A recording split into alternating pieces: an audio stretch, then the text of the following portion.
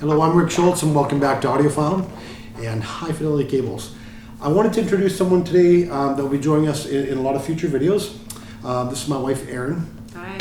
And Erin has been part of High Fidelity Cables since before the start. Yeah.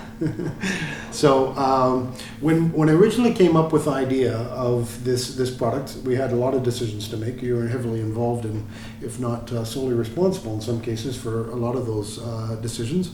And when we started with the company, working hand in hand on getting it going, partly out of just sheer necessity. Mm-hmm. I was working at both trying to communicate the product and get the product out there, as well as after that day ended, I would start another day working on actually building the product, and on top of that I was doing the design as well, which took several hours of each day as I tried to figure out the best product I possibly could. Mm-hmm. So all of the early products were for the most part built by you. Yeah, I think it is true when you start a business that you are chief bottle washer and toilet washer. All of those things had to happen, and when they got too much, we had to pick up the slack, do something else. So it was a huge learning curve for me to build, but I ended up building, and did a great job too. I couldn't do it anymore though. I think my eyesight's gone now. I'm getting old.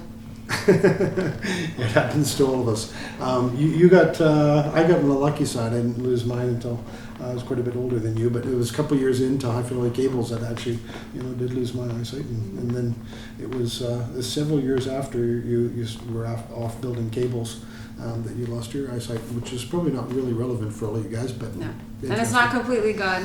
But anyways, yeah, just that nearsightedness. I wanted basically to introduce Erin in this particular video, give you some background. She's been in a lot of audio shows.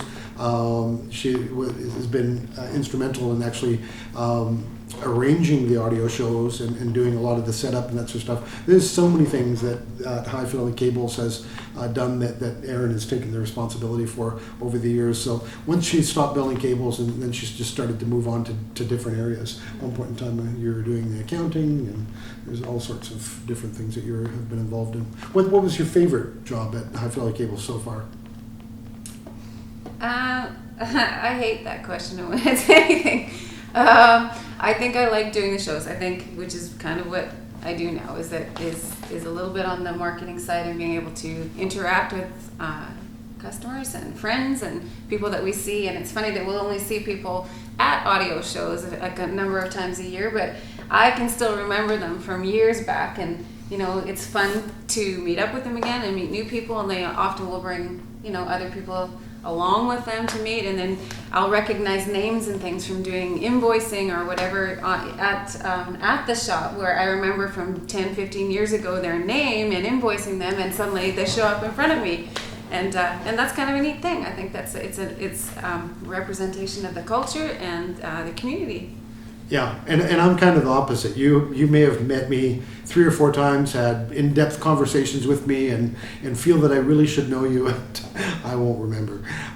There's certain things that I do remember, and some things that I don't. People have never been really one of my fortes at being able to have pull back that recollection or that recollection and whatever that word is. Yeah. But here's open invitation. If we're at a show and you see us and you recognize us or want to bring it to our attention, absolutely. Approach Erin first. Yeah. So when it comes to a product, Erin has been a really great one to even help explain it. Especially, I think if you're in a kind of a entry-level mindset, you're not necessarily you're not an electrical engineer, and you don't follow physics. It's not a hobby of yours, but you're an audiophile. Layman's terms, what in the world is going on with the product? I think Erin has always been a great one to go to for that. I try to do a good job there, but I think I get far too technical, far too quick with most people, don't I? That's what you do. Yeah. And I'm not that way.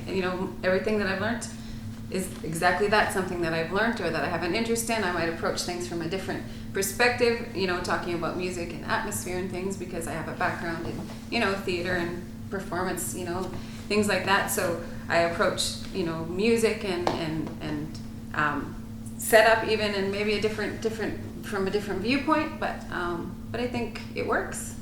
Yeah, been a great team. So as I do the videos, I would like to introduce you to a number of people that are instrumental in our company. You know, there's so many different things that we've got to get done, and assembly is one of them. Of course, you know, we've got marketing and we've got sales, and it just requires a host of different people with a host of different skill sets to keep us going and to build the product and to get that product even delivered to you. You know, every single step of the way, somebody is taking care of your product for you. So there's a lot of people involved with the company. Not as many as some. We're still a small company in comparison to a lot, but you know, we've grown a lot since it was just you and I.